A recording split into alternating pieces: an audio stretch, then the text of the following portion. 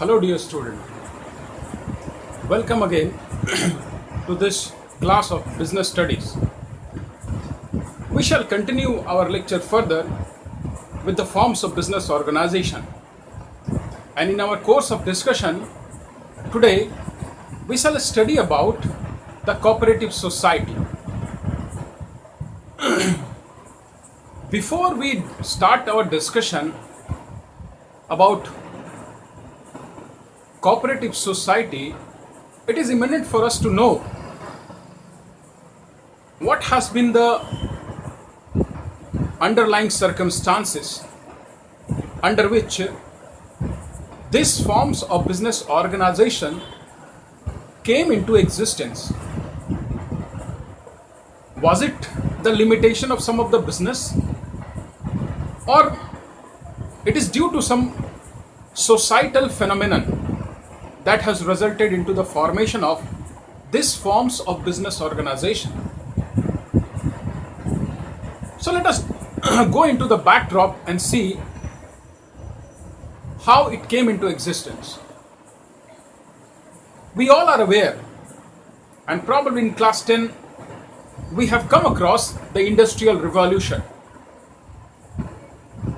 The Industrial Revolution that started, it has divided the society into two groups. One is haves, that is the capitalist, who control the resources of the society. The other is have-nots. They are the weaker section. They represented the weaker section of the society. They lacked the resources. They do not have a proper resources, and therefore their earnings is and their economic conditions, they were subject to the exploitation at the hand of these haves or the capitalist. So what we find, that due to this industrial revolution, the exploitation that started by the capitalist having a control over the resources, that has led into the division of the society into haves and have-nots. The economic condition of the weaker section, they dwindled. They did not have the resources at their disposal. They could earn their earning or livelihood very hard. Even the payment that were made to them by the capitalist, they were not justified. So their economic condition deteriorated. With this backdrop, there was a growing dissension among the weaker section of the society, and that called for a collective effort on the part of the weaker section of the society to stand against the hardship caused, the exploitation caused, the economic dwindling state of the weaker section. So they have forced them to stand against the exploitation that was leveled or caused by the capitalist. So a movement started against the exploitation of the capitalist. And then this movement led to the formation of a small groups who aimed at mutual benefit of the weaker section from a collective effort, standing against the oppression, against the exploitation, against the hardship caused by the capitalist. And so the result was the formation of the cooperative society. People felt that there is a need to collectively work against the oppression, against the tyranny, against the exploitation of the capitalist. And therefore, this has led into the formation of cooperative society. A law was enacted way back in 1912, Cooperative Society Act, that has provided that any 10% who are major, of course, they can form a cooperative society. The principle on which cooperative society is formed is one for all and all for one. They usually prefer a democratic setup. There is mutual help, mutual trust, mutual help, mutual benefit. The working of this cooperative society is on a democratic principle. That is one man, one vote. If any decision in this business is to be taken, one person has one vote to represent his idea. So that is a democratic participation. Each one has a right to vote, to take part in the decision making, to give suggestions. Now, if we are to define with this backdrop and this discussion about cooperative society or cooperative organization, then we can simply say it is an association of person. I've written. And this association is voluntary. It depends upon the personal requirement of an individual, as and when he likes to become a partner. It is voluntary, it is not forced.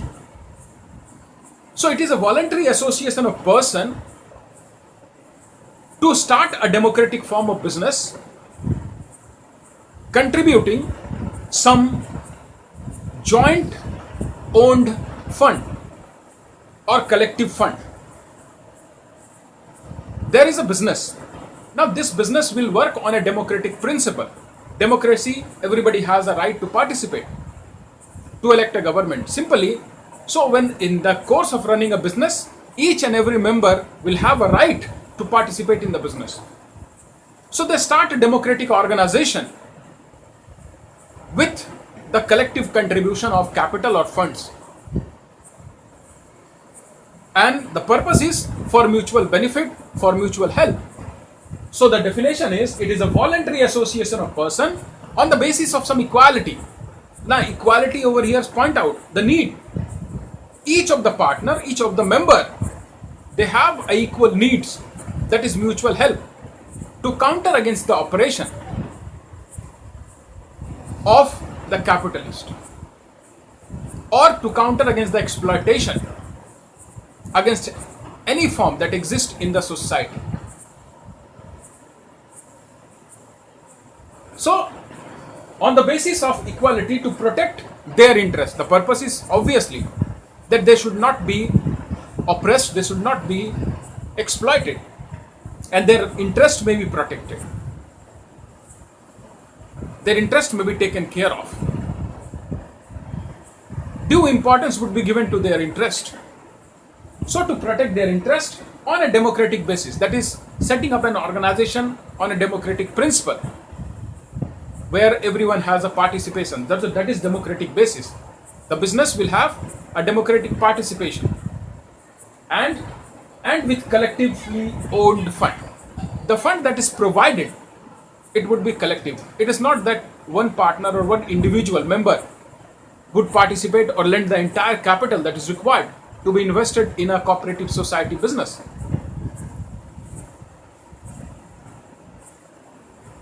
So, in fact, international level organization, ILO, they have also defined these forms of business organization. They have said that cooperative society, it is an association of person. The same line. Cooperative society is an association of person, usually where have a limited means, because the contribution by the people is limited. They were the exploited class. They did not have much resources at their disposal. So they have a limited means. So this is an association of person who had limited resources, limited means. And they have voluntarily, and who have voluntarily joined, associated together. Purpose? To achieve a common economic goal. To achieve a common economic goal, how can they achieve? through the formation of a democratically, the formation has to be there, a business setup, the organization has to be set up. So it is through the formation of a democratically controlled business organization. This is what International Labour Organization has said about cooperative society.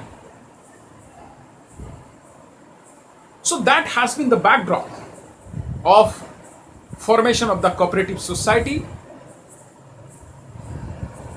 and the result is still manifest, that whenever there is exploitation in the society, there tends to be formation of such organization standing against the exploitation of the people in the society by the business houses. Now let us discuss the very features of this type of business. That is, what are the features of cooperative societies? The first feature is voluntary association. Cooperative society is a voluntary association of person. It means the people who associate themselves to form this types of business organization, they associate themselves with one purpose, with one view, that how their economical conditions can be improved, how to redress, assuage their plight, economic plight, the dwindling conditions they are suffering in the society out of exploitation in the hands of the capitalist. So the purpose is that whenever they felt the need that they are being exploited, they associate themselves to form a group. The formation or becoming a member of this society is not forced. It is out of violation. When a member feels that he wants or he desires, or there is a need for him to join a cooperative society, he can join. And similarly, he can leave it at his will when he desires so. So there is a voluntary association. The second one is open membership. The membership, or anyone who is of 18 years of age, can become a member of a cooperative society. The membership is open. Anyone. There is no distinction, no discrimination on the basis of caste, creed, sex, race, religion, whatever it is. There cannot be any ground. Nobody can be prevented on these traits from becoming a member of a cooperative society. We cannot deny it. So here is that it is an open membership, but the only requirement is that one has to attain 18 years of age. That is the age of majority. If anyone below 18 years, it is not allowed. Then the third one is that the registration of this form of business organization, it is mandatory, it is compulsory. Law, the Cooperative Society Act provide, it gives a due recognition to the existence. Registration is made compulsory, and I have over and again, while discussing the various registration issue of various businesses, I have discussed what is the purpose of registration and why this Cooperative Society Act has to be registered. There it accord a legal existence, a legal entity to the organization. So there are legal benefits as well. A business, a cooperative organization can sue the outsider and can be sued by the outsiders as well.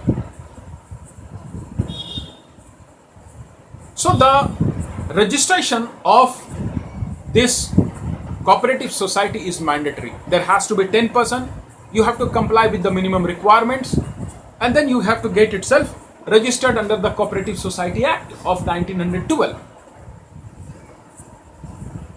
Then the next one is separate legal entity. Now, I have already said that registration accord a legal entity, a legal existence to the cooperative society.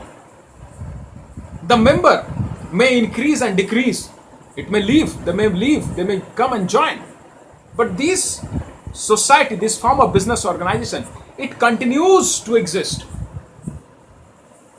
The incoming and outgoing of member does not affect the life.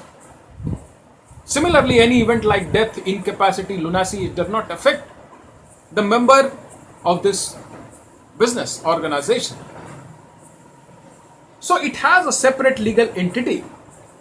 It can sell, it can purchase, it can own property, it can make contract. That is a separate legal entity. When the law has brought the business into existence, it accorded a personality to the business. Like us, we have a personality. We can engage into an agreement to purchase, buy, sell, anything. So this form of business organization can enter into a transactions involving purchase, sales, or anything. So there is a separate legal entity. And this legal entity, it has a perpetual succession. I've said that members may come and go, but the succession of the organization is not affected at all. It continues to exist. Any of the event like death, incapacity, it does not affect the life and existence of the business organization, that is cooperative society. The next one is service motive. Yes, of course. We have seen the background. Why this cooperative society has come into existence.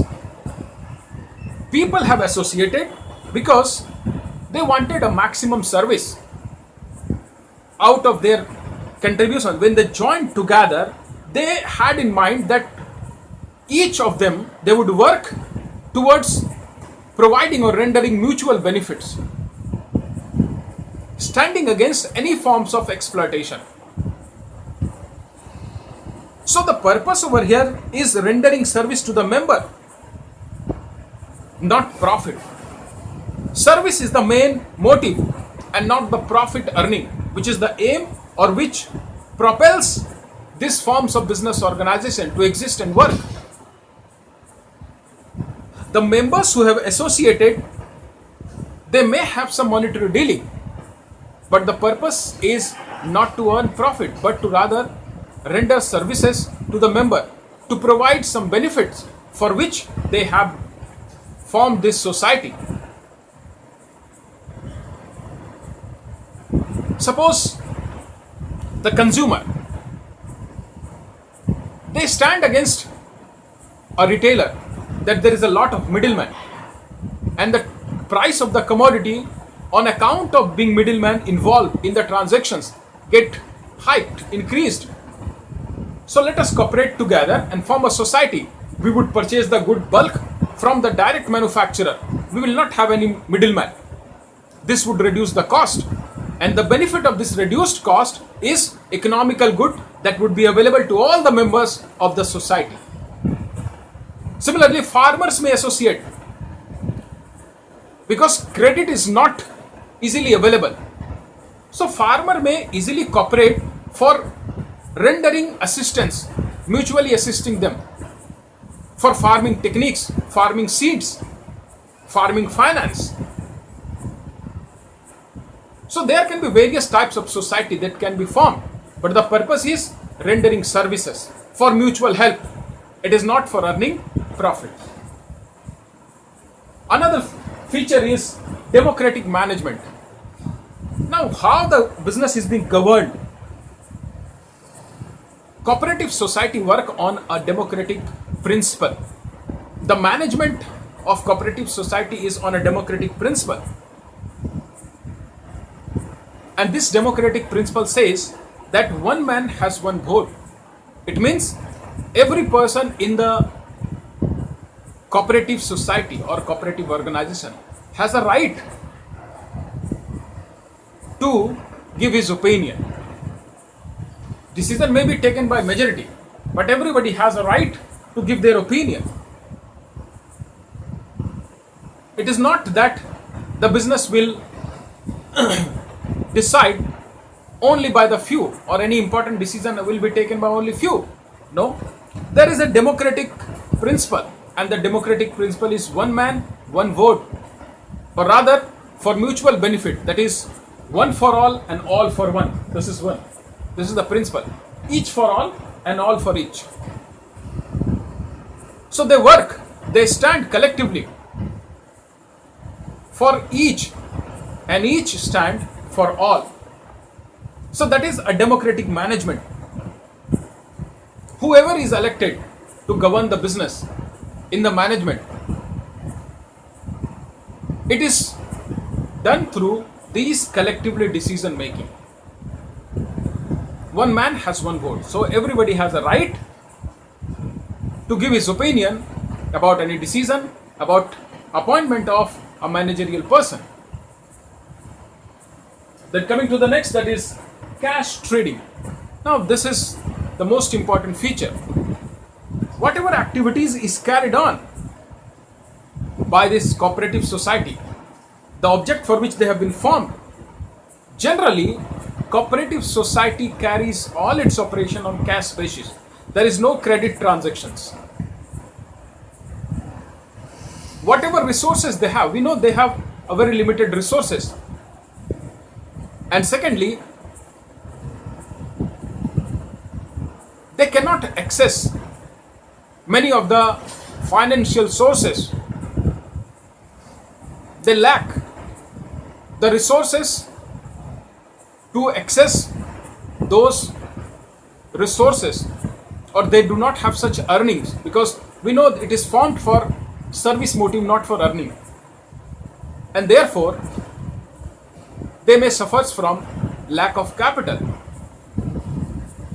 Generally, all the transactions, all the aspect of the business takes place in cash, not on credit. Next one is restriction on transfer of share. We have seen this. Any of the member of this society cannot transfer his share to any third person.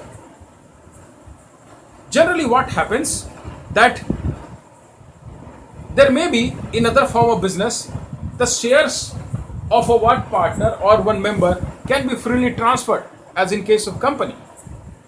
But here the society puts a restriction that whatever share one has in a business, you cannot transfer it to the any third person.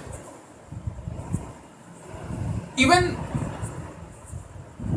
the approval of the member is not required. If you don't want to be a member, you surrender your share to the organization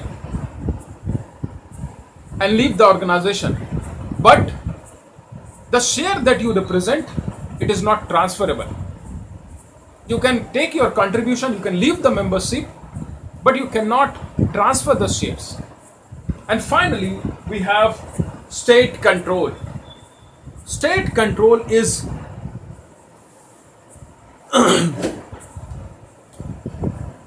it refers to that this time of business is controlled by the state. That is, law intervene, the government intervene.